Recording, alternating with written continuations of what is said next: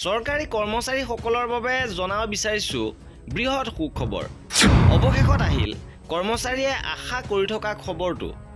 8 pack লৈ সৰ্ববৃহৎ update আহি পৰিছে।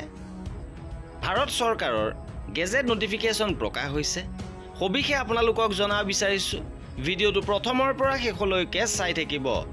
8 পে কমিশ্যনক লৈ সৰ্ববৃহৎ আপডেট আহি পৰিছে।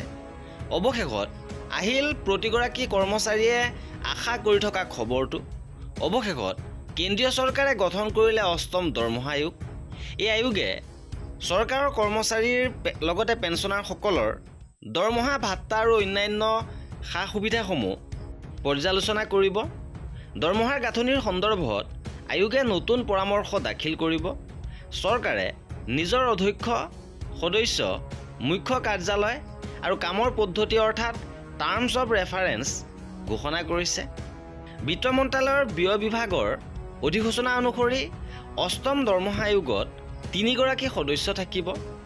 ন্যায়াধীশ ৰঞ্জনা প্ৰকাশ দেশাই হ'ব আয়োগৰ অধ্যক্ষ, অধ্যাপক পুলক ঘোষ হ'ব অংশকালীন সদস্য আৰু পংকজ জৈন হ'ব সদস্য সম্পাদক।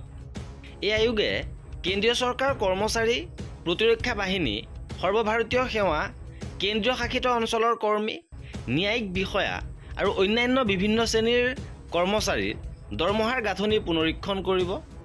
8ম দৰমহা আয়োগৰ মুখ্য কাৰ্যালয় হ'ব নতুন দিল্লীত। নতুন দিল্লীৰ পৰাই ইয়াৰ সকলো কাম কাজ, বৈঠক আৰু প্ৰতিবেদন প্ৰস্তুতি চলোৱা হ'ব। উল্লেখ্য যে 18 মাহৰ ভিতৰত আয়োগে চৰকাৰক প্ৰতিবেদন দাখিল কৰিব লাগিব।